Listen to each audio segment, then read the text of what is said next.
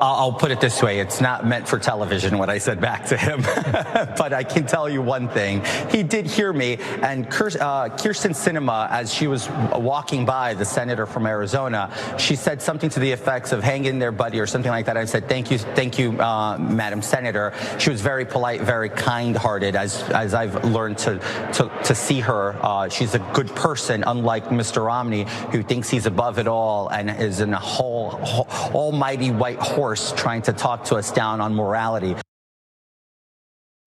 Do congressmen and senators really talk to each other like that when they're not in front of the camera and at the microphone? Well, thank you, Madam Senator. No, you say, what's up, Kysten? Thank you. I don't know, maybe they do. Maybe they're super formal even off camera. Still, George Santos there recapping more of this back and forth exchange with Mitt Romney. I guess he's still upset about it after Mitt Romney told him to get his ass in the back of the room and maybe sit down and be quiet because nobody wants you here.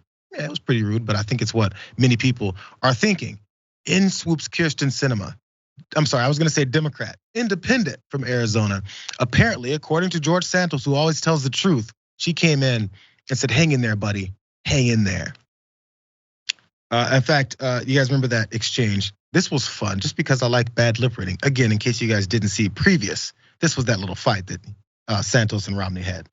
You ought to be embarrassed. Yeah, sure. You ought to be embarrassed. I'm You well, ought to be embarrassed. How are you? You ought to be embarrassed, son. Sure, You got man. me? Well, that's your opinion. Ass. You're an ass. Yeah, you're very formal. Quite a gentleman, aren't you?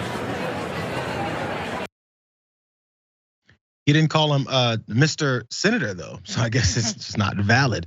Still though, this accusation for the independent, Kysten Sinema, her people denied it. Manu Raju tweeted this out because he speaks to everyone. George Santos said in an interview last night that Kysten Sinema during the State of the Union said something like, hang in there, buddy.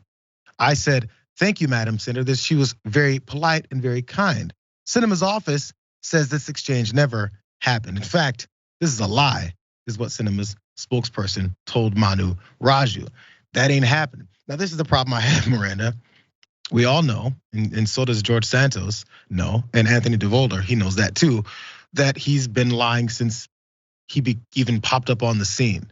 Kysten Sinema's not that trusted either, but the one thing that she does do is she tells everyone just how much she's flipping and flopping and going the opposite direction, looking to derail the president's agenda after she's fooled enough constituents into voting for her, thinking that she was actually looking to represent them. But since that's not happening anymore, no one really can tell. And maybe this is the most, I guess, strategic lie potentially that Santos could tell, because who knows? Yeah, maybe he tried to like tone it down a little bit. And if he lied about something so small and innocuous that no one would notice. But imagine having such a sleazy and putrid reputation that someone like Kysten Sinema, the idea of even being nice to you is like, no, that's lies. I want it struck from the record. Like it's something that you would never think to come out and say, no, I never said that. But to be like, no, I was never nice to him. That did not happen. It's just imagine how much that should hurt him to know that Kysten Sinema says like, no, I didn't say hang in there. I said nothing nice. Horrible person. I said hang out in the back, bro. He misunderstood me. I said hang out in the back. I was trying to agree with Romney. It just might go that direction. You know, this is the one side note I have as we wrap this part, because look, yes, I'm tired of Santos. But I wonder, as he's getting, you see the press run into him at elevators. That's not the first time I've seen him chasing him into an elevator. Outside before he jumps into a car. Every 5 seconds, it's, are you gonna resign? Are you a liar? What about that lie? Hey, so-and-so hates you. The fourth person hates you. Your constituents outside chanting your name. All this stuff is happening. And I was like, is he reaching a breaking point? Because of course he's defiant to everyone's face on Newsmax and everything.